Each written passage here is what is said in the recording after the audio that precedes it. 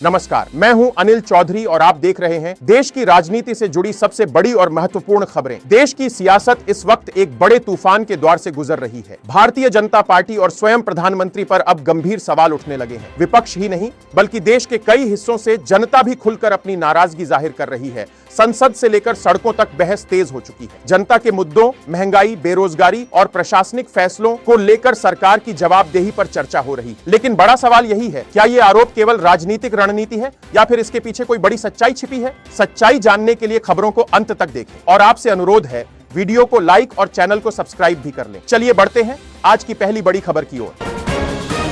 संसद के भीतर एक बार फिर भारी हंगामा देखने को मिला और इस बार चर्चा के केंद्र में रहे कांग्रेस के मुखर युवा नेता इमरान प्रतापगढ़ी। इमरान प्रतापगढ़ी ने प्रधानमंत्री मोदी और अमित शाह की मौजूदगी में सरकार को बैसाखी की सरकार करार दिया। उन्होंने आरोप लगाया कि यह सरकार मणिपुर की हिंसा और किसानों की बदहाली को भूल चुकी है। एमएसपी की कानूनी गारंटी का मुद्दा उठाते हुए इमरान ने सदन में दहाड़ते हुए कहा कि जो सरकार किसानों के हक में नहीं सोच सकती वो देश का भला क्या करेगी। क्या कुछ कहा उन्होंने, देखिए ये खबर। बैसाखी पर टिकी हुई सरकार का कुर्सी बचाओ बजट है। ये भूल गई है अमृतकाल को, ये भूल गई है मनरेगा को, ये भूल गई है मौलाना आजाद नेशनल फेलोशिप को, ये भूल गई है मणिपुर को, ये भूल गई है महाराष्ट्र को। बजट में किसानों के एमएसपी की लीगल गारंटी नहीं दी। लेकिन याद रखिएगा, जो किसान का नहीं वो हिंदुस्तान का नहीं। सभापति महोदय, लोग चीखते रहे, बच्चे बिलखते रहे, वसुधैव कुटुंबकम का नारा लगाने वाली सरकार इंसानों के घरौंदे उजाड़ कर जश्न मना रही है। सभापति महोदय, इस सरकार को आलोचना सुनने की आदत नहीं है। सभापति महोदय, जब आप इनसे सवाल पूछिए तो ये कहते हैं आप बताइए 70 साल में आपने क्या किया है। मैं तो इस सदन में कहना चाहता हूं सभापति महोदय कि हमसे 70 साल का हिसाब मांगने वालों, जो सरकार अपना चलाया हुआ 2000 का नोट 7 साल नहीं चला सकी, वो हमसे 70 साल का हिसाब मांगती है।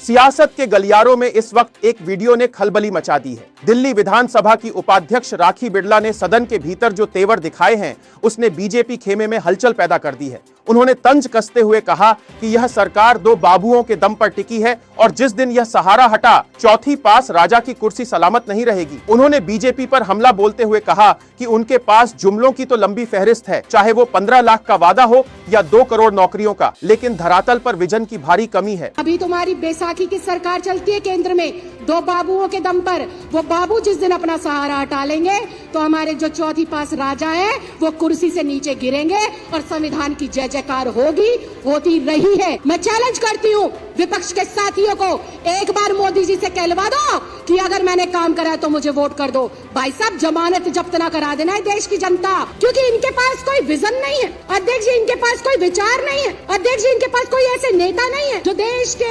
हजारों लाखों करोड़ बेटे बेटियों को रोजगार दे सके। हाँ, इनके पास जुमले जरूर है। पिछली बार कहा था कि हर किसी को 15 लाख रुपए देंगे, इस बार कहा कि हर किसी को 2 करोड़ नौकरी देंगे और फिर कहते अगर मैं ना कर पाऊं तो झोला उठाकर चला जाऊंगा। कि जब जब मोदी डरता है केजरीवाल से तो ईडी और सीबीआई को आगे करता है। तुम ईडी को लगा लो, तुम सीबीआई को लगा लो, तुम्हारे आसपास जितने तुम्हारे हथकंडे हैं सब कुछ लगा लो।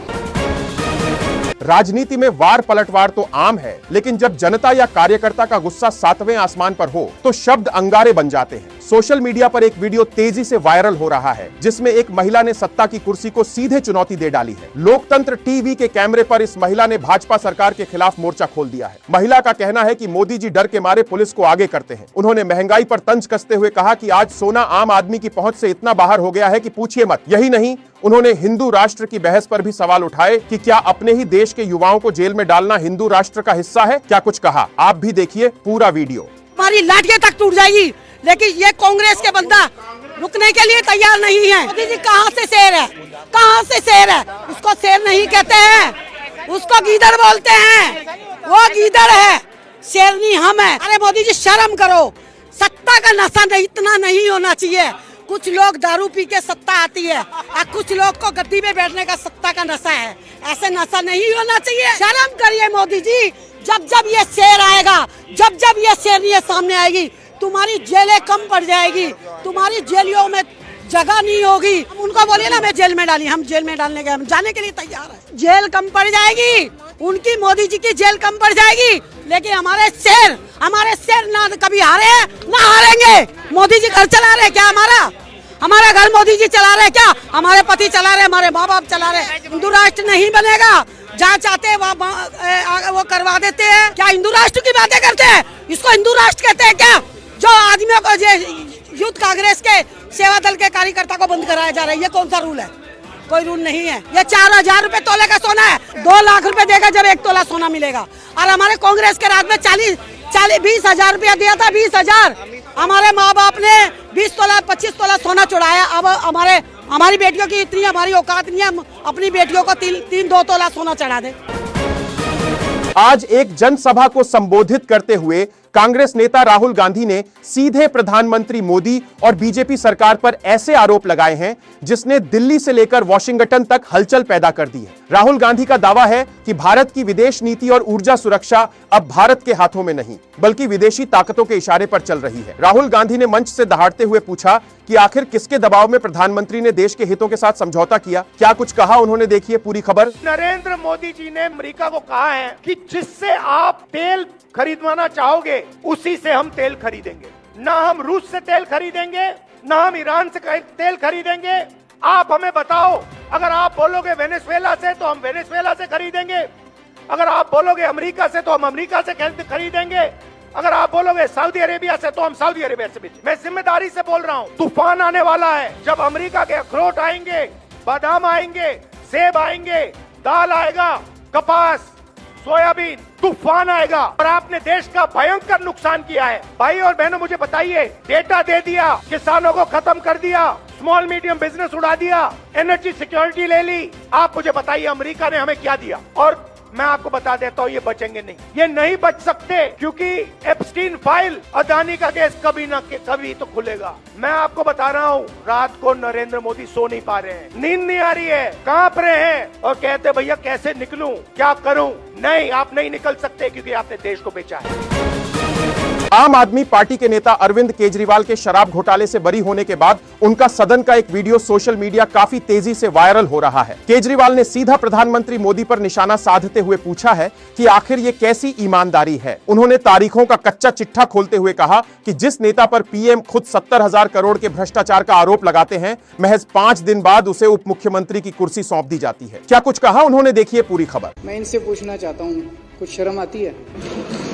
चलो हम तो सारे के सारे खराब हैं, पर आपका प्रधानमंत्री 27 जून को जिस आदमी पे 70,000 करोड़ रुपए के भ्रष्टाचार का आरोप लगाता है और 5 दिन के बाद 2 जुलाई को उसको अपना उप मुख्यमंत्री बना लेता है, क्या मुंह दिखाते हो यार? जब अपनी गली में अपने घर जाते हो आप लोग, पूरी दुनिया को क्या मुंह दिखाओगे कि ऐसे हेमंत बिश्व शर्मा बहुत बड़ा भ्रष्टाचारी है। 22 जुलाई 2015 को और 1 महीने के बाद 23 अगस्त 2015 को उसको अपनी पार्टी में शामिल कर ले। ये इनकी ईमानदारी है, ये जीरो टॉलरेंस है। शर्म नहीं आती? लाल किले के ऊपर खड़े होकर पूरे देश को बेवकूफ बनाते हैं, कहते हैं ईमानदार है, भ्रष्टाचार के खिलाफ लड़ाई लड़ रहे। ये 25 नगीने हैं। वो पहले नवरत्न होते थे अकबर के जमाने में, अब ये 25 रत्न है प्रधानमंत्री जी के।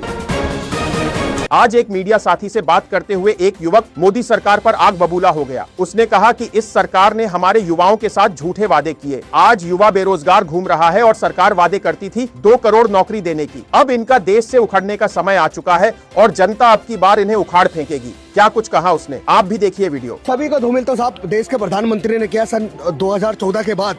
देश को बर्बाद कर दिया। युवाओं के पास काम नहीं है, बेरोजगारी है, किसानों का अपमान हो रहा है, महिलाओं के साथ अत्याचार हो रहा है। इस देश के अंदर कहने को, तरक्की करने को कोई चीज नाम की चीज छोड़ी नहीं देश के प्रधानमंत्री ने। देश लोकतंत्र से चलेगा, मोदी के हुक्म से नहीं चलेगा साहब। आज देखिए युवा साथी, हजारों युवा साथी पूरे देश से, लाखों युवा साथी दिल्ली में मौजूद है मोदी के विरोध के लिए। और रुक जाइए, 2 दिन का समय दीजिए, हम मोदी सरकार की ईंट से ईंट बजाने जा रही है। मोदी तो दलाली कर रहा है अमेरिका की, अडानी की, इसके अलावा क्या कर रहा है देश का प्रधानमंत्री? खबरों में अंत तक बने रहने के लिए धन्यवाद। आपकी इन खबरों पर क्या प्रतिक्रिया है कमेंट बॉक्स में बताएं और साथ ही आपसे अनुरोध है वीडियो को लाइक करके चैनल को सब्सक्राइब कर लें और आप ये वीडियो कहां से देख रहे हैं जरूर बताएं।